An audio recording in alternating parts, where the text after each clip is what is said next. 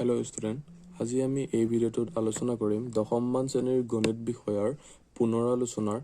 অনুশীলনী R1। আমাৰ প্ৰথম কোৱেশ্চনটো হ'ল তলৰ কোনটো অনুপাত একোটা সমানুপাত হ'ব। A দিয়া আছে 12:21 আৰু 32:56, B দিয়া আছে 18:30 আৰু 14:21, C আছে 22:33 আৰু 33:24, D আছে 24:28 আৰু 20:25। এতিয়া অপশ্যন এটো চাইছো 12:21 ইয়াৰ ভগ্নাংশ লিখিলে হ'ব 12/21 আৰু ইয়াক আমি লঘিষ্ঠ আকাৰত প্ৰকাশ কৰিলে হ'ব। ইয়াক যদি আমি কাটাকাটি কৰো ইয়াক যাব 3 ৰে গলে 4 বাৰ যাব, ইয়াক 3 ৰে কাটিলে 7 বাৰ, গতিকে লঘিষ্ঠ ৰূপটো হ'ল 4/7 আৰু 32/56 আছে। 32/56 ইয়াক আমাৰ কাটা যাব 2 ৰে কাটিলে ইয়াক যাব 16 বাৰ, ইয়াক 2 ৰে কাটিলে 28 বাৰ, আকৌ যদি আমি 2 ৰে কাটো আমি 4 ৰে কাটি দিছো, 4 ৰে কাটিলে ইয়াক গল 7 বাৰ, ইয়াক 4 ৰে কাটিলে যাব 4 বাৰ, গতিকে আমাৰ লঘিষ্ঠ ৰূপটো হ'ল 4/7। গতিকে ইয়াত আমি পালো গতিকে 12/21 is equal to 32/56। এই গতিকে এইটো এটা সমানুপাত হয়। বিত আছিলে 18:30 আৰু 14:21। এতিয়া এইটো 18:30 এইটো হ'ব 18/30। ইয়াক আমি লঘিষ্ঠ আকাৰলৈ নিলে 6 ৰে কাটা গলে 6 ৰে 30ক কাটা যাব 5 বাৰ আৰু 6 ৰে 18ক কাটা গল 3 বাৰ, গতিকে লঘিষ্ঠ ৰূপটো হ'ব 3/5। একেদৰে 14:21 ইয়াক আমি লিখিলে পাম ইয়াক 7 ৰে কাটা যাব, 7 ৰে কাটা গলে 21ক কাটা যাব 3 বাৰ আৰু 14ক কাটা যাব 2 বাৰ, গতিকে ই হ'ল 2/3। গতিকে ইয়াত আমি দেখিলো যে 3/5 আৰু ইয়াত পালো আমি 2/3, গতিকে এই ভগ্নাংশকেইটা সমান নহয়। গতিকে যিহেতু 18/30 is not equal to 14/21, গতিকে এইটো এটা ইহত কেইটাই এটা সমানুপাত গঠন নকৰে। সি নম্বৰটো লৈছো 22:33 আৰু 33:24। 22:33 টো ভগ্নাংশত হ'ব 22/33। ইয়াক আমি 11 ৰে কাটিলে 33ক যাব 3 বাৰ, ইয়াক 22ক 11 ৰে কাটিলে যাব 2 বাৰ, গতিকে লঘিষ্ঠ ৰূপটো হ'ব 2/3। আনহাতে 33/24 আছিলে, ইয়াক 3 ৰে কাটিলে 24ক যাব 8 বাৰ আৰু 33ক যাব আমাৰ 11 বাৰ, ইয়াক আৰু আমি লঘিষ্ঠ ৰূপলৈ নিব নোৱাৰো, গতিকে ই হ'ব 11/8। গতিকে ইয়াত আমি দেখিলো যে এই দুইটা ভগ্নাংশ সমান নহয়, যিহেতু 22/33 not equal to 33/24, গতিকে ইহঁত কেইটাই এটা সমানুপাত গঠন নকৰে। আমি এবাৰ ডি নম্বৰটোলৈ আহিছো। ইয়াত আছিলে 24:28 আৰু 20:25। এতিয়া 24:28 টো হ'ব 24/28। এতিয়া ইয়াক 4 ৰে কাটিলে 28ক যাব 7 বাৰ আৰু ইয়াক যাব 6 বাৰ, গতিকে লঘিষ্ঠ ৰূপটো হ'ল 6/7 আৰু 20/25 এইটো হ'ব। ইয়াক যদি আমি 5 ৰে যায় 5 ৰে কাটিলে ইয়াক গল 5 বাৰ আৰু ইয়াক গল 4 বাৰ, গতিকে লঘিষ্ঠ ৰূপটো হ'ল 4/5। ইয়াত আমি দেখিলো যে 6/7 আৰু ইয়াত পালো 4/5, গতিকে ইহঁত কেইটা সমান নহয়। গতিকে যিহেতু 24/28 is not equal to 20/25, গতিকে 24:28 আৰু 20:25 ইহঁত কেইটাই এটা সমানুপাত গঠন নকৰে। গতিকে কুৱেশ্চন 1টোত কেৱল এ নম্বৰ অপশ্যনটোহে সমানুপাত গঠন কৰে, বাকী বি, চি আৰু ডি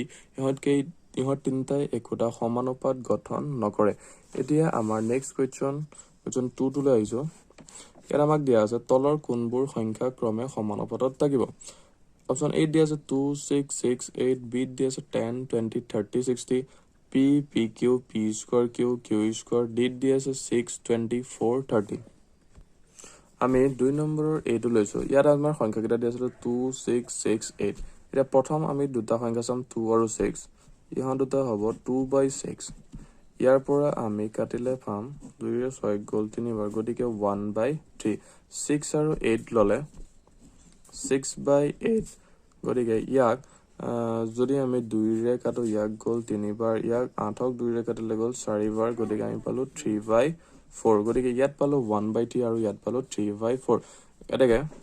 আমি লিখি দিব লাগিব 2 6 6 8 সংখ্যা কেইটাই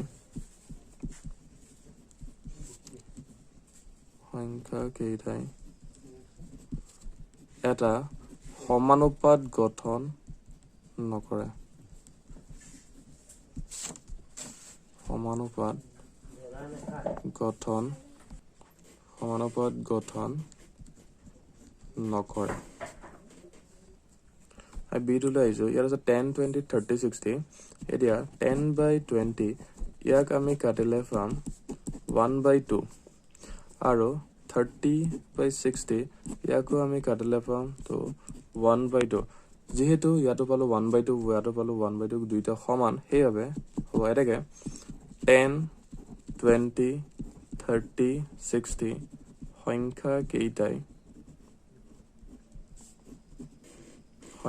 কেইটাই এটা সমানুপাত গঠন কৰে সি টুলৈ আহিছো ইয়াত আছে P P Q P square Q Q square এতিয়া p/pq ইয়াত p কাটা গ'ল থাকি গ'ল 1/q তাৰপিছত p square q r/q square ইয়াত আমাৰ এটা q কাটা গ'ল থাকি যাব p স্কোৱাৰ/q ইয়াত আমি পালো যে 1/q আৰু ইয়াত পালো p স্কোৱাৰ/q যেহেতু এই দুটা সমান নহয় সেইভাবে p/pq p square q square ইহঁতে একোটা সমানুপাত গঠন নকৰে মই লিখিব লাগিব যেহেতু 1/q not equal to p স্কোৱাৰ/q এটাকে p, pq, p square q, q square পদ কেইটাই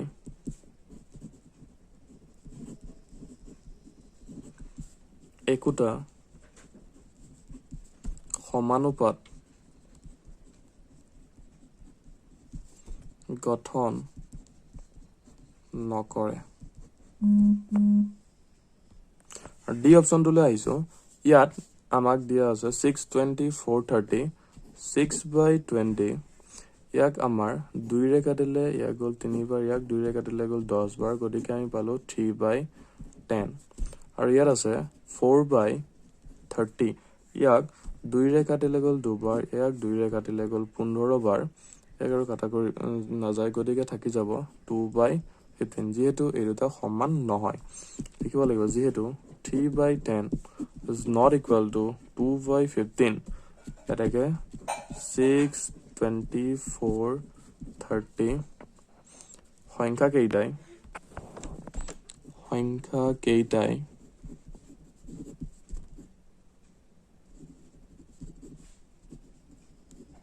সংখ্যা কেইটাই একোটা সমানুপাত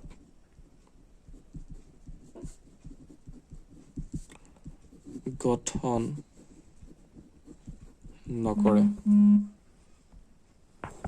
গতিকে 2 নম্বৰ কুৱেশ্যনটোত কেৱল বি অপশ্যনটোহে সমানুপাত গঠন কৰে বাকি এ চি আৰু ডি কেইটাই সমানুপাত গঠন নকৰে এতিয়া ইয়াত আমাৰ দিয়া আছে খালী ঠাই পুৰোৱা এতিয়া 1 নম্বৰত দিয়া আছে বৃত্তৰ কালি ইজ ইকুৱেল টু কালি a is equal to pi r square এটা আমাক দিয়া আছে যদি a বাহে তেন্তে r ড্যাশ দিয়া আছে এটা আমি যদি চাও a সমান চিন pi r স্কয়ার এটা pi টু ধ্ৰুৱক গতিকে a টু r ৰ লগত r স্কয়াৰৰ লগত সমানুপাতিক যদি a মান যদি বাহি যায় তেতিয়া হলে r ৰ মানটো বাহি যাব গতিকে যদি a বাহে তেন্তে r বাহে যদি r কমে তেন্তে a কমে গরে খালি ঠাইত আমাৰ হ'ব ইয়াত হ'ব বাহে আৰু ইয়াত হ'ব কমে তাৰপিছত আমাৰ 2 নম্বৰত দিয়া আছে এখন গাড়ীৰ ভ্ৰমণৰ সময় টি আৰু দূৰত্ব ডি সম্বন্ধটো তলৰ তালিকাত দিয়া ধৰণৰ ইয়াত টি আৰু ডিৰ মাজত আমাৰ এখন তালিকা দি দিছে T1 হলে D4 T2 হলে D8 3 হলে 12 4 হলে 16 5 হলে 26 হলে আমাৰ উলিয়াব দিছে এটা আমি যদি চাওঁ 1 হলে 4 আহিছে গতিকে এটো প্ৰতিটো আমি যদি চাওঁ 4 গুণকে বাঢ়ি বাঢ়ি গৈ আছে যে 1ৰ 4 গুণ হলে 4 2 4 গুণ হলে 8 3 4 গুণ 12 4 4 গুণ 16 5 4 গুণ 20 গতিকে 6 4 গুণ হৈ যাব 24 গতিকে এই খালি জায়গাটোত আমাৰ হ'ব 24 28 28ৰ লগত 28 হ'বলৈ আমি 4ৰ লগত কি সংখ্যা পূৰণ কৰিব লাগিব 7 গতিকে এই খালি ঘৰটোত হ'ব আমাৰ 7 তাৰপিছত ইয়াত আহি যাব আমাৰ আমি এটা বহাই দিছো এটোত আমাৰ আছিলে 6 4 গুণ এটা 7ৰ পিছৰ সংখ্যাটো আহিব 8 গতিকে আমি ইয়াত লিখিব লাগিব 8 8 4 গুণ 32 ইয়াত লিখিলো আমি 32 এতিয়া ইয়াৰ পিছত আছে আমাৰ এটো ঘৰত আছে 37 এতিয়া 4ৰ লগত কি সংখ্যা পূৰণ কৰিলে 37 হ'ব 9 গতিকে ইয়াত আমাৰ খালি ঘৰটোত হ'ব 9 এই খালি ঠাই পুৰোৱা টি আৰু ডি এ কি হৈছে প্ৰতিটো টি বাহাৰ লগে লগে ডি মান বাঢ়ি গৈছে গতিকে টি এ ডিৰ লগত প্ৰত্যক্ষভাৱে বিচৰণ কৰে গতিকে টি আৰু ডি এ প্ৰত্যক্ষভাৱে বিচৰণ কৰে t = 6 হলে ডিৰ মান হ'ব ইয়াত আমি পাইছো যে 6 হলে ডিৰ মান হ'ব 24 গতিকে এই খালি ঘৰটোত হ'ব 24 তাৰপিছত d = 28 হলে টিৰ মান হ'ব কিমান আমি ইয়াৰ পৰা পাইছো 7 গতিকে ইয়াত আমি লিখিব লাগিব 7 d = 36 হলে টিৰ মান হ'ব আমি ইয়াত পাইছো 9 গতিকে ইয়াত আহিব আমাৰ 9 আমাৰ নেক্সট কোৱেশ্চনটো হল যদি p সমানুপাতিক q আৰু p = 6 হলে q = 30 তেতিয়া p = 2 তেন্তে q ৰ মান কিমান আমাৰ অপচন দিছে 12 20 10 15 এই কোৱেশ্চনটো 2023 চনৰ মানে এইবাৰৰ মেট্ৰিক পৰীক্ষাৰ প্ৰথম কোৱেশ্চনত আহিছে এটোত আমাক দিয়া আছিল যে p সমানুপাতিক q আৰু p = 6 হলে q = 30 p = 2 হলে q ৰ মানটো আমাক উলিয়াব দিছে ইয়াত আমাক দিয়া আছে যে p প্ৰত্যক্ষ সমানুপাতিক q যেহেতু p টো q ৰ লগত প্ৰত্যক্ষভাৱে সমানুপাতিক গতিকে আমি লিখিছো p1/q1 = p2/q2 গতিকে ইয়াত আমাৰ p1 আমি লৈ লৈছো 6 p1 ৰ মান আমি লৈ লৈছো 6 তেতিয়া আমি q1 ৰ মান পাইছো আমি 30 p2 ৰ মান দিয়া আছে আমাক 2 তেতিয়া আমাক q2 ৰ মানটো আমাক উলিয়াব লাগে হেতু আমি লৈ লৈছো q বুলি ইয়াত আমি 6 ৰে 30 কাটা গল 5 বাৰ এতিয়া বৰ্গপূৰণ কৰিলে আমি পাম q = 2 * 5 10 গতিকে q ৰ মান পালো আমি 10 গতিকে আমাৰ শুদ্ধ উত্তৰটো হ'ল অপচন সি 10 এতিয়া আমাৰ 5 নম্বৰ কোৱেশ্চনটো হ'ল তলৰ তালিকাখনৰ খালি ঠাইত y ৰ মানটো আমি উলিয়াব লাগে এই তালিকাখনত আমি যদি চাওঁ x ৰ মানখিনি দিয়া আছে আৰু তলৰ লাইনত আমাৰ y ৰ মানখিনি দিয়া আছে এতিয়া x ৰ মান y হলে 1 হলে x ৰ মান 1 হলে y ৰ মান হ'ব 32 x ৰ মান 2 হলে y ৰ মান হ'ব 16 x ৰ মান 4 হলে y ৰ মান দিয়া আছে আমাৰ 8 x ৰ মান 8 হলে y ৰ মানটো আমি নিৰ্ণয় কৰিব লাগে এতিয়া আমি দেখিছো যে x আৰু y দুইটা মানৰ পৰা আমি দেখিছো যে x ৰ মান বাঢ়ি যোৱাৰ লগে লগে y ৰ মান কমি গৈছে গতিকে x আৰু y এটা আনটোৰ লগত পৰোক্ষভাৱে বিচৰণ কৰিছে